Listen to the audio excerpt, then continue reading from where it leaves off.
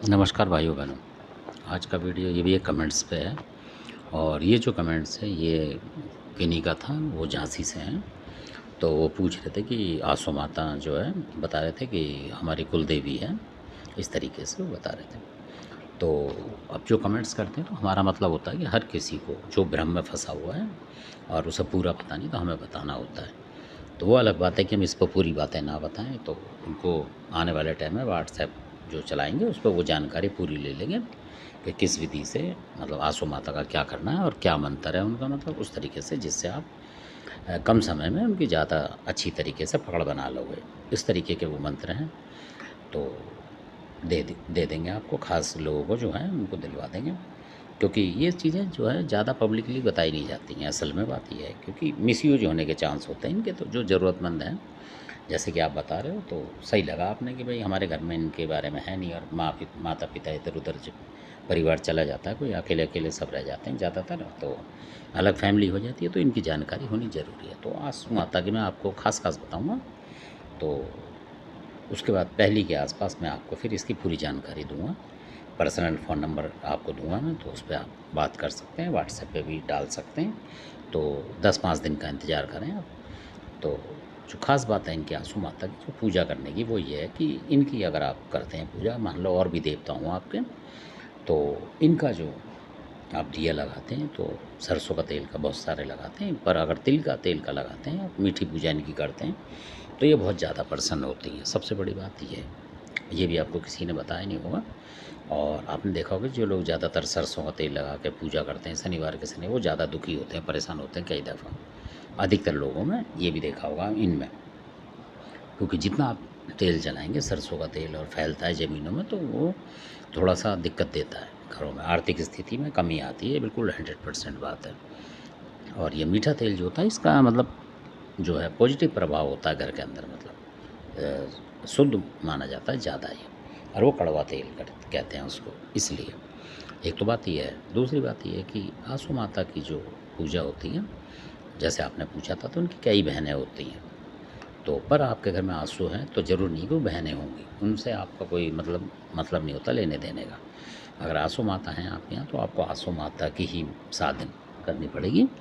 और उसके लिए जो इनके गुरु होते हैं, तो उनका सिर्फ इस्तेमाल आपको करना है इतना ही कि उनके जो आंसू माता के आप लोग देंगे, आंसू महतरानी जो हैं, तो वो ढाके बंगाली की मतलब एक तरीके से रानी कह सकते हैं। आप पूरा तंत्र को जानती हैं और शमशान के अंदर उनकी बहुत ज़्यादा पकड़ होती है।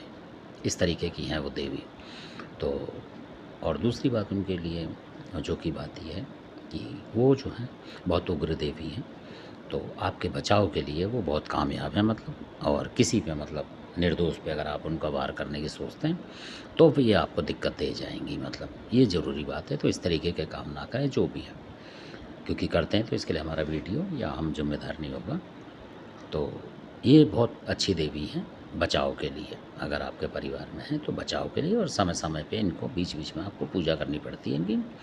तो मीठी पूजा कर सकते हैं आप, जैसे 5 मिठाई वगैरह और हलवा पूड़ी वगैरह जैसे होता है, उस अठावरी जिस तरीके से बोल देते हैं, 8 पूड़ी वगैरह हलवा वगैरह, इस तरीके से भी कर सकते हैं। और इसके लिए ज़रूरी जो होती है, शराब ज़रूरी होती है और सिगरेट ज़रूरी होती है। 1 या 2 आप लगा सकते हैं, क्योंकि श्याम मेहतर जो हैं उनकी सिगरेट ज़रूर लगाई जाती है।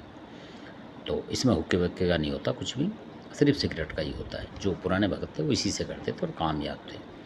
तो ये आपको बताना ज़रूरी था। और सबसे बड़ी बात है कि जब इनकी पूजा करते हैं तो इनकी जो हम सब आगे पीछे करके, यानी इनके साथ जो शक्ति है उनका नाम ना लेके सिर्फ 5 दिए इनके लगाते हैं। यानी जो 4 वीर होते हैं, इस तरीके से इनके साथ जो और चीज़ें होती हैं उनके 4 आस-पास लगाते हैं और इनका बीच में लगता है दिया, जो आँसू माता। और ज़्यादातर इनका जो है इस तरीके से होता है, मिठाई वगैरह ये सारा होता है।